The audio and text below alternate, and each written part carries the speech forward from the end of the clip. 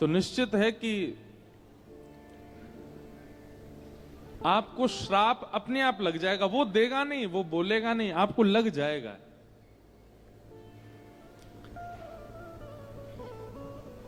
बहुत सावधानी से सुनिएगा।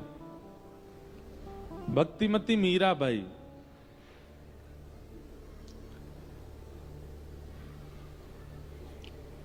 खूब पीड़ा दी। जब विवाह के बाद उनके पतिदेव का भगवत धाम गमन हो गया, उसके बाद उनकी ननद, उनके देवर, सब ने मिलकर के खूब पीड़ा दी मीराबाई को।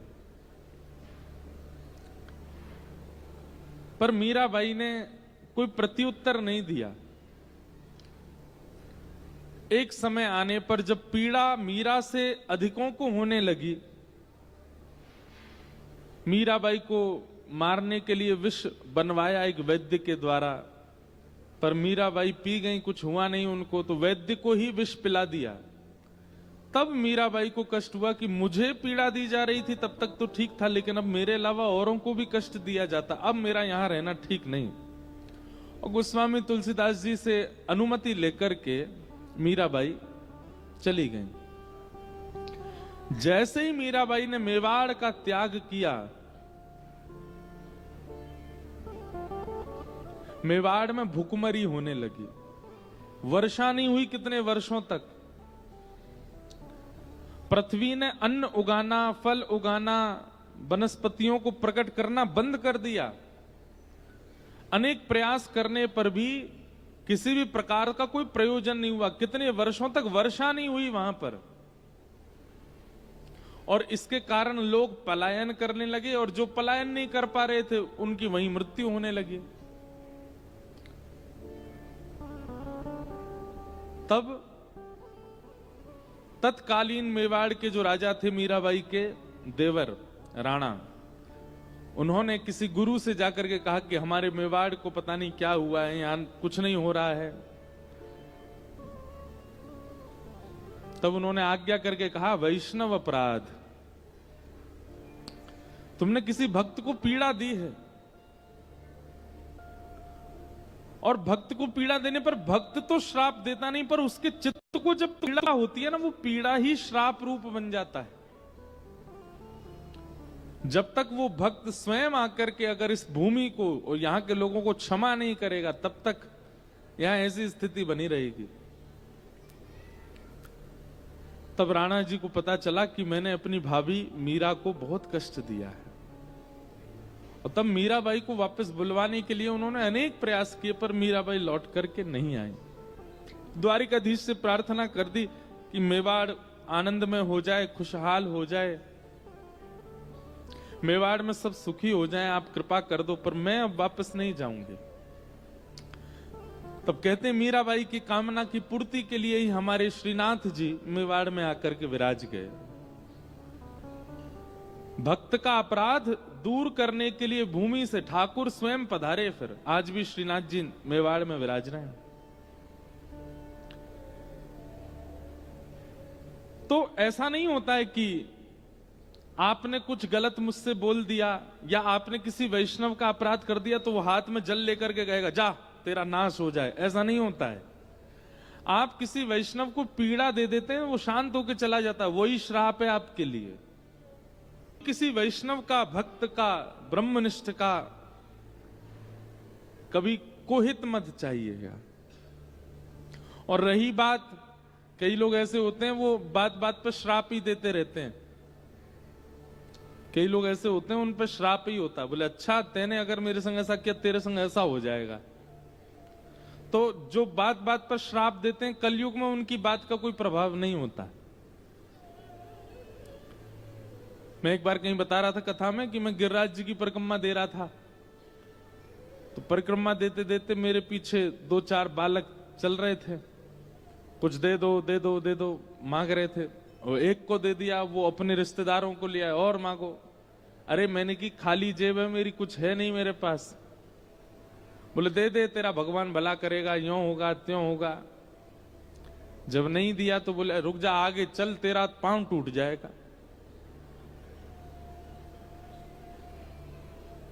तो जो बात बात पर ऐसा आपको कह देते हैं, कई ऐसे लोग होते हैं, कई बहुत गलती से ज्ञानी बन जाते हैं ना लोग, वो भी ऐसे हो जाते हैं, अच्छा हमारा अपमान कर रहे हो, जाओ तुम्हारा ऐसा हो जाएगा। घबराने की आवश्यकता नहीं। जो बोल करके करते हैं कलयुग में उनका श्राप नहीं लगता, पर जो वास्तविक होते हैं उनके हृदय को पीड़ा होती है ना, तो वो बुरा तो आपका नहीं चाहेंगे, पर उनकी हृदय की पीड़ा ठाकुर जी तक पहुंच जाती। भक्त भक्त भगवंत गुरु चतुर नाम वपु एक। भक्त को दी गई पीड़ा ठाकुर जी तक होती है, फिर ठाकुर जी उसका बदला लेते हैं। इसलिए कभी किसी का अनहित मत चाहिए। आपको कोई बात बुरी लगे आप कह दीजिए, आप उससे उसका समाधान ले लीजिए, पर किसी का अनहित मत करिए, क्योंकि कलयुग में श्राप बोल करके नहीं दिया जाता है। पीड़ित हृदय ही श्राप है कलिकाल में। राजा परीक्षित को श्राप लग गया 7 दिन में मरने का। तत्पश्चात गंगा के तट पर राजा परीक्षित गए। अनेक संत वहां उपस्थित थे। सबसे राजा परीक्षित ने प्रश्न किया कि महाराज जल्दी मरने वाली की मुक्ति का उपाय बताइए। तब कोई भी राजा परीक्षित को समाधान नहीं दे पाया। उस स्थिति में वहां पर आगमन हुआ श्री शुकाचार्य जी महाराज का। तत्रा भवद भगवान व्यासपुत्रो यदच्छया गामट मानो नपेक्ष अलक्षलिंगो निजलावतुष्टो व्रतस्य बालैरवधूत भेष। सुखदेव जी का आगमन हुआ। सुखदेव जी की एक पहचान बताइए क्या? प्रेमना पठन भागवतम सनई सनई। सुखदेव जी कैसे हैं? बोले चलते फिरते उठते बैठते बस उनके मुख से भगवान नाम भागवत के श्लोक ही प्रकट होते रहते हैं। आपने ऐसे कोई महापुरुष देखे हैं जिनके मुख से भगवान नाम ही निकलता? कुछ भी बात करो वो ठाकुर जी के नाम से ही प्रारंभ। हमने 2-3 महात्माओं के ऐसे दर्शन किए। उनसे आप कुछ भी कहो, महाराज जी कब आए? अपने राम रात को आ गए थे। आपने स्नान किया? हाँ अपने राम ने स्नान कर लिया। आप प्रसाद पाएंगे? अपने राम को भूख नहीं है। अपने राम वहां जा रहे हैं, अपने राम राम कहकर के कई लोग बोलते हैं। भगवान नाम से ही उनका बात चलती है। एक हमारे और महाराज जी हैं, वो भगवान हर बात पे भगवान कहेंगे। भगवान आ रहे हैं, भगवान हम जा रहे हैं, भगवान हम ये, भगवान भगवान। मुख पर एक नाम ठाकुर जी का विद्यमान हो। अब देखो संसार में अगर आप ऐसे रहने लगे ना तो हो सकता है कई जगह आपका उपहास हो, कई लोग आपकी हंसी उड़ाएं, पर एक बात याद रखिएगा, प्रेम में व्यक्ति को परवाह नहीं होती कि कौन क्या बोल रहा है। तो भक्ति में क्यों परवाह होती है? प्रेमी व्यक्ति को परवाह नहीं होती। उसकी माताजी समझाती है पिताजी, ए उस लड़की के चक्कर में मत रहे, ऐसा होगा, देख तो लोग क्या बोलेंगे तेरे बारे में। वो परवाह नहीं करता। प्रेम है तो प्रेम है। लड़की को समझाते हैं उस लड़का के चक्कर में मत रहो, ऐसा है वैसा है, ये करता है। उसको प्रेम होता है तो वो उसको परवाह नहीं होती लोग क्या कहेंगे। लेकिन भक्ति में सबको परवाह होती है। हम तिलक लगा के स्कूल कैसे चले जाएं, सब लोग बोलेंगे। हम कंठी पहन करके ऑफिस कैसे चले जाएं, सब लोग बोलेंगे।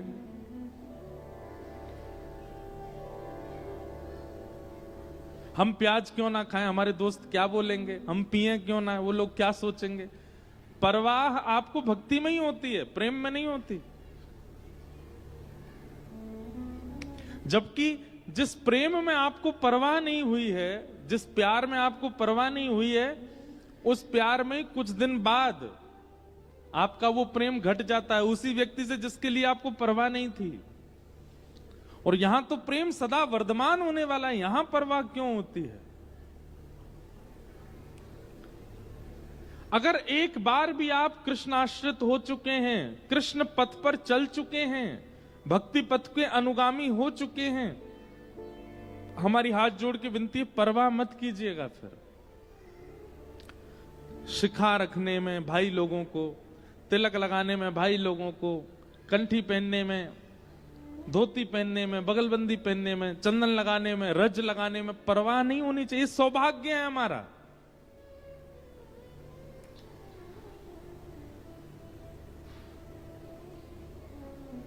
हम तो एक बात और कहते हैं, अगर आप वैष्णव हो और अभी तक अब आपका विवाह नहीं हुआ है और विवाह के लिए माता पिता फोर्स कर रहे हैं, तो अपने बायोडाटा में ये भी मेंशन करवाइएगा कि आप वैष्णव हो, आप हर महीने वृंदावन जाते हो, आप नाम जप करते हो, आप तिलक लगाते हो, आप कंठी पहनते हो, आप इन महाराज जी को सुनते हो।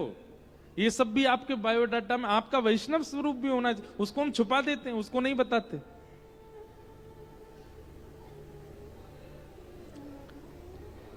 कम से कम सामने वाला अगर व्यक्ति आपसे विवाह करना चाहता, उसको पहले से पता तो होगा कि आप इस व्यवहार में हो। अगर वो योग्य होगा तो ही विवाह करेगा। अगर उसको लगेगा कि मैं इसके संग निर्बंध नहीं कर सकता तो नहीं करेगा। ये तो मेंशन होना चाहिए आपके बायोडाटा में भी। आप कथा सुनते हो, आप तिलक लगाते हो, आप मांस मदिरा का सेवन नहीं करते हो, आप हर महीने वृंदावन जाते हो, ऐसे संकल्प होने चाहिए।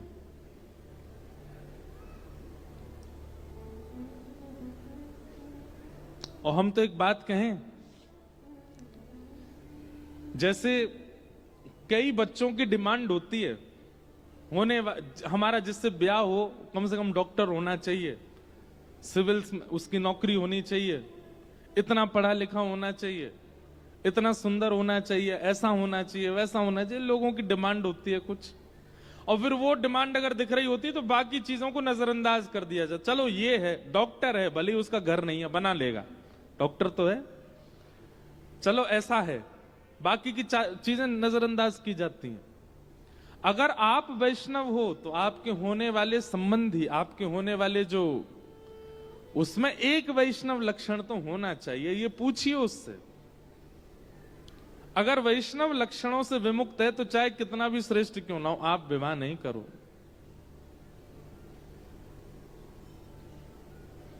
संबंध भी उसी से करना है जो कृष्ण प्रेमी हो। विलंब होगा, समय लगेगा, लेकिन कम से कम भक्ति भाव तो बना रहेगा। और इसके बाद भी ना मिले तो फिर वही हमने एक दिन कथा में बताया था ना, ठाकुर जी प्रतिकूल व्यक्ति तब देते हैं मानो उसके अधिकार का प्रेम भी ठाकुर जी चाहते हैं, इसलिए प्रतिकूल व्यक्ति दे देते हैं। पर फिर भी प्रयास करो, वैष्णव ही हो। देखिए, वैष्णव से विवाह करने में, वैष्णव के संग करने में, और केवल विवाह की बात नहीं है, मित्रता भी वैष्णव से ही करो। आप कहोगे ढूंढने से नहीं मिलते महाराज जी, कॉलेज, यूनिवर्सिटी, स्कूल, ऑफिसेज में कोई वैष्णव है ही नहीं, तो किसी से मत करो, व्यवहार मात्र करो, नाटक करो मित्रता का।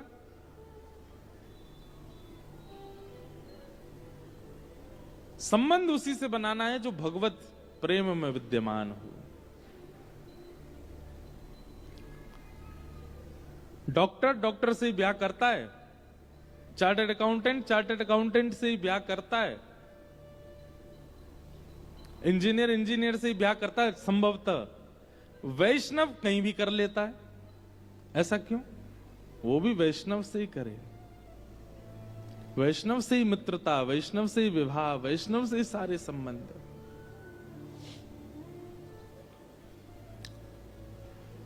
और हमको प्राप्त करना चाहते हो, आप अपना ऐसा प्रस्ताव रखो, तो आपको वैष्णव होना पड़ेगा।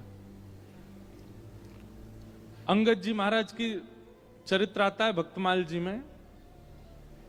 उनका विवाह हो गया एक परम सुशीला, परम वैष्णव, परम भक्ता से।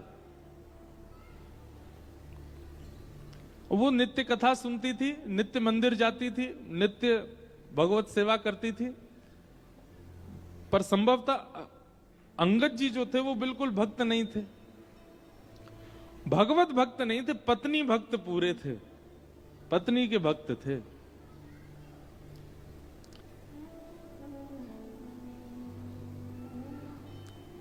पत्नी के भक्त थे, इसलिए पत्नी ने उनसे 2-3 बातें करवाने का, मैया ये रस्सी यही मारे लगाई कि यहां ना आओ, चलो आ जाओ, लाओ शरबत है हमें वो पिला दो।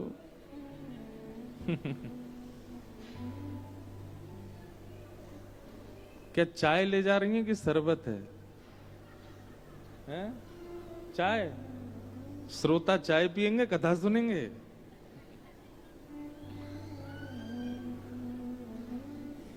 क्या बता रहा था मैं? क्या बता रहे थे हम? अंगद जी, अंगद जी। तो अंगद जी की पत्नी,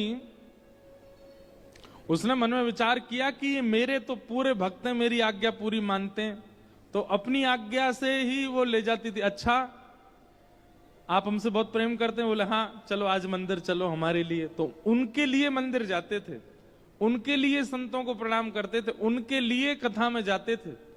पर कथा में पत्नी तो कथा वक्ता को देख के कथा सुन रही होती थी, अंगद जी पत्नी को देखते रहते थे। पत्नी पूछती आज कथा में क्या सुना? बोले मैंने तो कुछ नहीं सुना, लेकिन तुम 5 बार मुस्कुराई थी वो मैंने देखा। व्यास जी ने कोई अच्छी बात बोली, तुम मुस्कुरा रही थी, मैं तुमको देख रहा था। बोली हाय राम कैसे हो, पूरे मुझे ही देखते रहते हो। एक बार की बात कि अंगद जी की पत्नी को लगा कि पति तो अब हमारे पूरे आधीन है, भली चलो खुद इतनी भक्ति नहीं करते, हमको रोकते तो नहीं है। पत्नी ने कुछ संत जनों की टोली से कहा कि आप घर घर संकीर्तन करते हैं, आज का संकीर्तन मेरे घर कीजिए। और घर में महाराज महात्माओं की जमात आ गई, सब संकीर्तन कथा करने लगे। तभी अंगद जी लौट करके आ गए। अंगद जी ने जब अपने ही आंगन में संत महात्माओं को कीर्तन करते हुए कथा सुनाते हुए देखा, क्रोध आ गया। और क्रोध में भर के पत्नी से तो कुछ नहीं बोले, महात्माओं के चिमटा वगैरह उठा उठा के फेंकने लगे। बोले आप लोगों को पूरी दुनिया मिली हुई है, भजन संकीर्तन करना कहीं और आश्रम मठों में जाके करो, मेरा घर मिला था क्या? जाइए चलिए बाहर निकलिए यहां से। निकाल दिया। उसी समय उनकी पत्नी ने संकल्प ले लिया। बोले मैंने एक कुभाव व्यक्ति के साथ में विवाह किया, जिसको ठाकुर जी से कोई संबंध नहीं, ठाकुर जी से कोई प्रयोजन नहीं, पर फिर भी इनका संग इसलिए किया क्योंकि मुझे कभी वैष्णवता में रोका नहीं इन्होंने। लेकिन आज जो इन्होंने किया, वैष्णव अपराध, संत अपराध, वक्ताओं का अपराध, महात्माओं का अपराध, इसके बाद भी यदि मैंने इनका संग किया तो ये उचित नहीं होगा। लेकिन पतिव्रता नारी हूं, छोड़ तो सकती नहीं, क्या करूं? उन्होंने संकल्प ले लिया कि अब जब तक तन में प्राण है मैं अंगद जी की संग रहूंगी, इनको भोजन बना के पवाऊंगी, पतिव्रता नारी का पालन करूंगी, पर अपना मुख इनको नहीं दिखाऊंगी। घूंघट कर लिया। अंगद जी महाराज ने 2-3 बार टोका, आप अपना मुख क्यों नहीं दिखाती? बोले नहीं बस ऐसे। 1 दिन 2 दिन 5 दिन हफ्ता भर महीना बीत गया। अब तो अंगद जी बेचारे, वो तो दर्शन ही पत्नी का ही करते थे, रोने लगे। बोले क्या बात है, तुम मुख क्यों नहीं दिखाती हो? पत्नी ने कहा, बोले आपने कभी कथा नहीं सुनी, कभी मंदिर नहीं गए, मेरे कहने से गए, बात ठीक है, पर आपने संतों का अपमान कर दिया, भगवत भजन करने वाले वैष्णवों का अपमान किया। वैष्णव अपमान करने वाला मेरा पति है, इसलिए त्याग तो नहीं करूंगी, पर हां मुख नहीं दिखाऊंगी जब तक प्राण है। अंगद जी इतने व्याकुल हो गए, व्याकुल हृदय से बेचारे अब घर आते हैं, लेकिन उनका मन नहीं लगता। महीने बीत गए पत्नी को देखे बगैर। इतने व्याकुल एक दिन कहीं जा रहे थे तो रास्ते में कहीं कथा चल रही थी। पहले तो मन में अंगद जी के आया, ये कथा नहीं सब हमारा बर्बाद कर दिया घर में, ये कथा महात्मा संत वैष्णव इन्होंने ही सब आकर के समाप्त कर दिया है। लेकिन आज पहली बार अंगद जी के मन में आया, एक बार जाके सुनूं तो सही, ऐसा क्या बोलते हैं कथा में जिससे मेरी पत्नी ने कथा के चक्कर में, ठाकुर जी के चक्कर में मुझे त्याग दिया। कथा में जाकर के जैसे ही बैठे, थोड़ी देर सुनते सुनते सुनते आज महीनों बाद अंगद जी के मुखमंडल पर मुस्कान आई, नेत्रों से आंसू गिरने लगे। थोड़ी देर बाद ही अंगद जी देखा, सब उठ गए। अंगद जी ने पूछा, भाई आप सब लोग उठ क्यों गए? बोले कथा विश्राम हो गई, 4 घंटे होती हो गई बस पूरी। अंगद जी बोले अब कब होगी? बोले अब कल होगी, इतने बजे से होगी।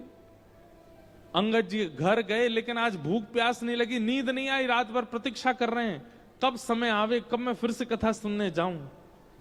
ऐसी ललक लगी कथा सुनने की। अब तो अंगद जी महाराज पहले पत्नी नहीं दिखती है इस गम में बड़े व्याकुल थे, पर अब बहुत प्रसन्न रहते हैं। क्यों? अब उनको कथा सुनने को मिलती है। एक दिन नगर में कथा चल रही थी और व्यास जी ने कोई कीर्तन गाया। कीर्तन सुनकर के अंगद जी भाव विह्वल होकर खड़े हो गए, नेत्रों से आंसू गिरने लगे, भुजा उठा करके नृत्य करने लगे। उनका नृत्य ऐसा था कि सब उनको देखने लगे। तभी सबसे आगे बैठी थी पत्नी उनकी। किसी ने कहा, अरे देखो ये वैष्णव कितना अच्छा नृत्य कर रहा है। अंगद जी की पत्नी ने पीछे मुड़ करके जब देखा, तो अंगद जी को नाचते हुए जब देखा, बोली ये तो मेरे पतिदेव हैं, ये कथा में। अच्छा केवल नृत्य होता तो ये भी पता चलता आडंबर, पर नेत्रों से आंसू गिर रहे हैं और अविरल अश्रुधार गिर रही है, मुखमंडल लाल पड़ चुका है, कृष्ण विरह व्याप्त चित्त में। उससे प्रतीत हो रहा था कि एक दिन की कथा का असर नहीं है, ये तो लगता है महीनों से मुझे पता नहीं है, ये कथा ही सुनने हैं। आज उनकी पत्नी बड़ी प्रसन्न हो गई। जैसे अंगद जी लौट करके आए, उनकी पत्नी ने घूंघट ऊपर कर लिया। अंगद जी महाराज आते ही बोले, देवी घूंघट कर लो, मैं आ गया हूं। बोले नहीं नहीं, अब घूंघट की आवश्यकता नहीं है। पति जब कृष्ण विमुख हो गया था, पति जब वैष्णव विमुख हो गया था, तो उससे मुख छुपाना था, पर अब वो जब सन्मुख हो गया तो उससे मुख, आप भी वैष्णव हो गए हो, आपसे मुख कैसे क्यों छुपाऊं? लीजिए, देख लीजिए, 6 महीना हो गए आपने देखा नहीं मेरा मुख, देख लीजिए। अंगद जी ने नेत्र भर के देखा। पत्नी बोली, अब आप प्रसन्न हैं? अंगद जी बोले, सही बताऊं? बोले हाँ। पहले तुम्हारा मुख रूप देखने में जो सुख मिलता था ना, अब वो इच्छा नहीं हो रही है मेरी। अब मेरी इच्छा समाप्त हो चुकी है। देवी तुम बहुत सुंदर हो, तुम्हारे रूप बहुत सुंदर है, पर पता नहीं क्यों जब से मैंने कृष्ण के गुण सुने हैं, जब से मैंने ठाकुर जी के लक्षण सुने, अब आपका रूप सुंदर बना रहे, पर अब इच्छा आपको देखने की नहीं, अब तो परमात्मा को देखने की, अब तो श्री कृष्ण को देखने की।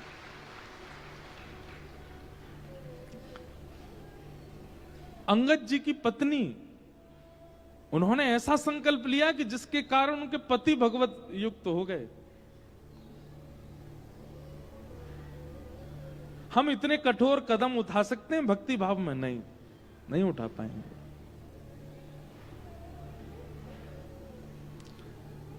हमने कही ना बात, बाकी संसार की किसी भी क्रिया में हम लोगों को संशय नहीं होता, हम लोगों को फर्क नहीं पड़ता, पर जैसे ही कोई संसार की विमुक्त बात आती है, कोई विपरीत बात आती है, हम सबसे पहले भक्ति छोड़ते हैं, सबसे पहले कथा छोड़ते हैं।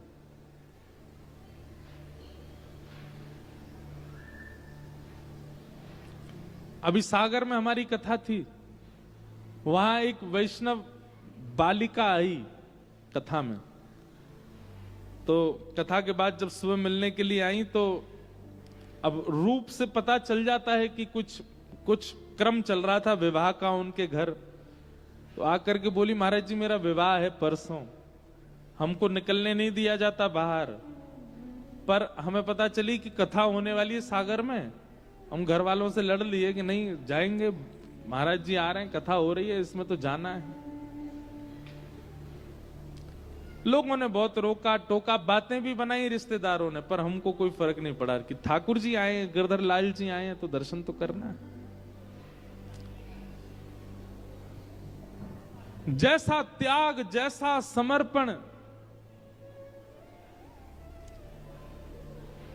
जैसी स्वतंत्रता संसार के विषय के प्रति होती है, ऐसी ठाकुर जी के प्रति हो जाए।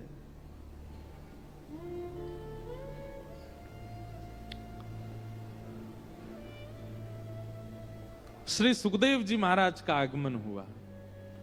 प्रेम ना पठन भागवतम सनई सनई, उनके मुख से अपने आप ही भगवान नाम निकलता रहता है, भागवत जी के श्लोक निकलते ही रहते हैं। वो चलते फिरते उठते बैठते ठाकुर जी का स्मरण करते ही रहते हैं।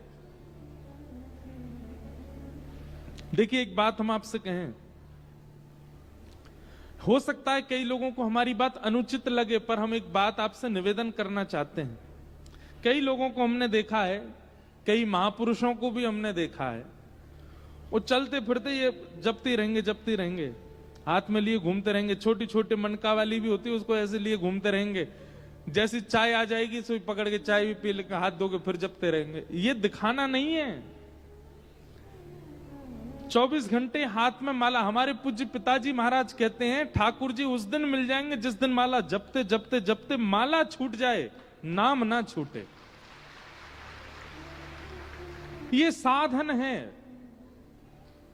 साधन 24 घंटे नहीं रहना है हाथ में, नाम होना चाहिए जिह्वा पर।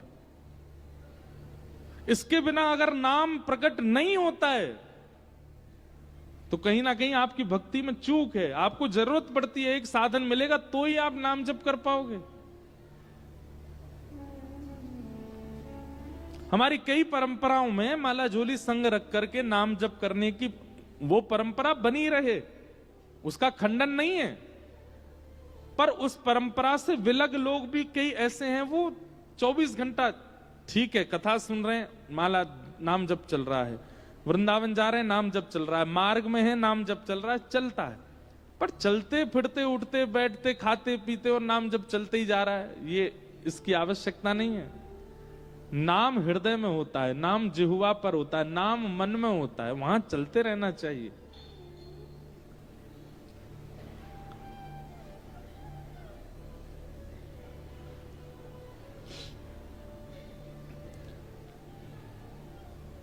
सनई सनई श्री शुकाचार्य जी का आगमन हुआ।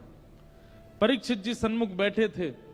परीक्षित महाराज ने चरणों में प्रणाम करते हुए सबसे पहली बात कही कि ये शाम संस्मरणात् पुंसाम् सद्य सुद्यन्ति वै गृहा किं पुनर्दर्शन स्पर्श पाद शौचासनादि।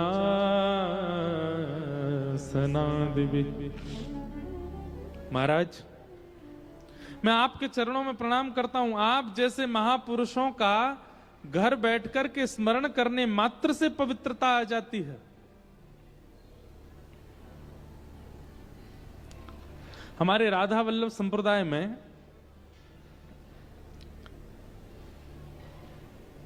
सेवक जी महाराज हुए। सेवक जी महाराज, बहुत ध्यानपूर्वक सुनिएगा।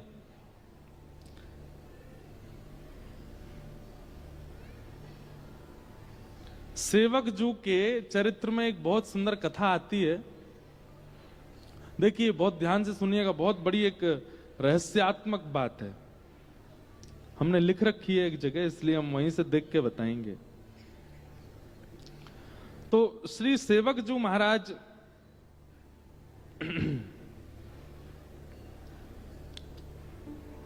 जिनका पूर्व नाम था दामोदर दास जी। क्या नाम था?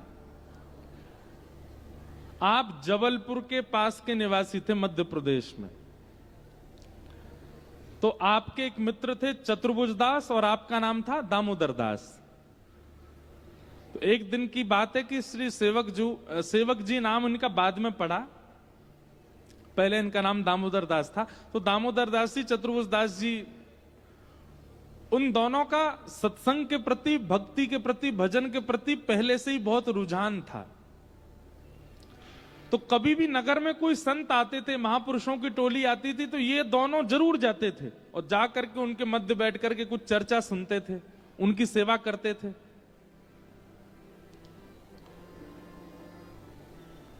एक बार वृंदावन के कुछ संतों की टोली आई और ये दोनों जाकर के चुपचाप बैठ गए, उनकी सबकी चर्चा सुनने लगे।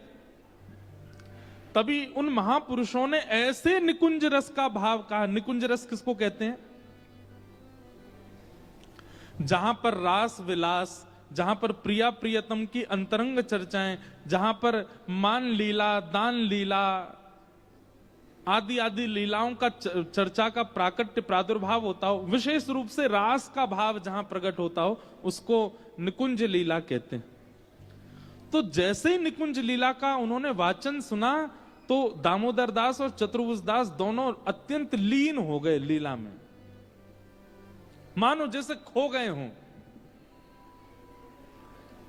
और जब होश में आए तो बहुत समय व्यतीत हो चुका था, पर उनको ऐसा लगा अभी 2 ही क्षण निकले हैं। तुरंत उनने उन संत चरणों के चरण पकड़ लिए, बोले भगवान ये जो लीलाएं आप सुना रहे हैं, ये जो भाव आप सुना रहे हैं, इन लीलाओं का, इन भावों का उद्दीपन कहां से मिला आपको, किसने किया?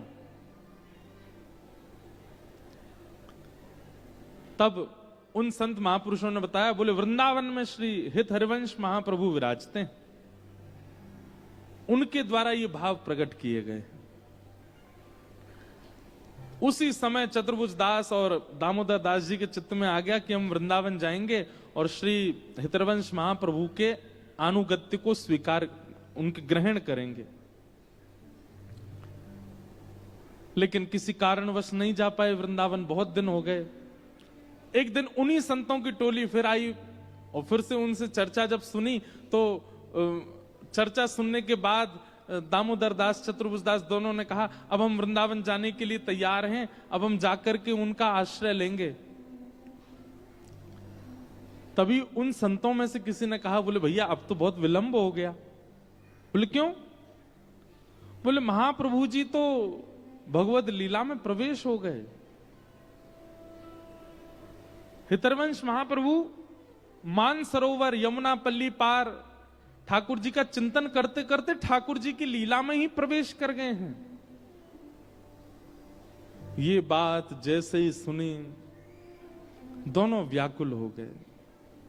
लेकिन दामोदर दास जी तो इतने व्याकुल हो गए, इतने व्याकुल हो गए, उसी समय ध्यान में चले गए, मानसी में प्रवेश कर गए और महाप्रभु जी का अत्यंत विरह वेदना से चिंतन करने लगे। ऐसा कहते हैं उनका चिंतन इतना प्रगाढ़ था, इतना दिव्य था, इतनी उत्सुकता से महाप्रभु जी को याद कर रहे थे, नेत्रों से अश्रु प्रकट हो रहा था। 1 दिन, 2 दिन, 3 दिन, 4 दिन बीत गए और 3-4 दिन के बाद तभी क्या हुआ, उस जबलपुर के पास के गांव में जहां के वो निवासी थे, अपने आप श्री यमुना जी प्रकट हो गई। वृंदावन की लता गुल्म पत्र प्रकट हो गए, वृंदावन के सुंदर सुंदर देवालय प्रकट हो गए, वृंदावन जैसी सुगंध प्रकट हो गई, वृंदावन के मयूर प्रकट हो गए, वृंदावन के बानर प्रकट हो गए, ब्रजवासी प्रकट हो गए। एक साथ संपूर्ण वृंदावन का अनुभव उनको होने लगा। वे भूल गए कि मैं कहां बैठा हूं, ऐसा लगने लगा मैं वृंदावन में आ गया हूं। और तभी क्या देखते हैं,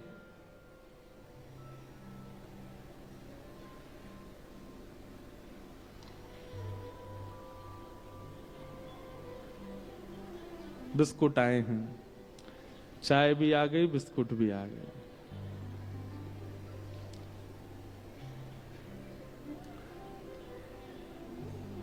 और दे के खिसक ली मैया। बड़े भोले लोग हैं भैया। क्या बता रहा था मैं? हैं? वृंदावन। हाँ, नहीं, दामोदर दास जी का वृंदावन प्रकट हुआ। ऐसे हम भूल जाते हैं कथा। अब मेरे मुंह में पानी आ गया कि मैं बिस्किट खाऊं।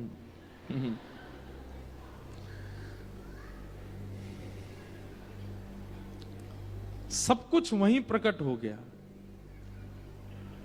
और तभी ऐसा पहले भी कई महापुरुषों के साथ हो चुका है और आज भी हुआ है। मैंने एक आधों के दर्शन किए हैं जिनके गुरु शरीर से नहीं है, लेकिन फिर भी उन्हीं गुरु से उनको दीक्षा प्राप्त हुई।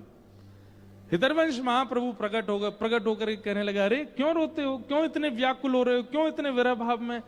बोले आप मुझे बिना अपना अनुगत्य दिए अपनी लीला में प्रवेश नहीं हो सकते। आपसे मेरी प्रार्थना है, पहले मुझे अपना अनुगत्य प्रदान कीजिए। महाप्रभु श्री हितरवंश जी ने सदेह प्रकट होकर के और दामोदर दास जी को कृपा पात्रता प्रदान की, उनको दीक्षा प्रदान की। राधा वल्लभी संप्रदाय में उनको दीक्षित किया, राधा नाम महिमा, राधा नाम का मंत्र प्रदान किया। ऐसा संभवतः उस काल में पहली बार हुआ था कि गुरुजी सशरीर पृथ्वी पर नहीं है, लेकिन शिष्य के आर्त भाव से, शिष्य के प्रेम भाव से गुरुजी को आना पड़ा और आकर के दीक्षा देनी पड़ी। और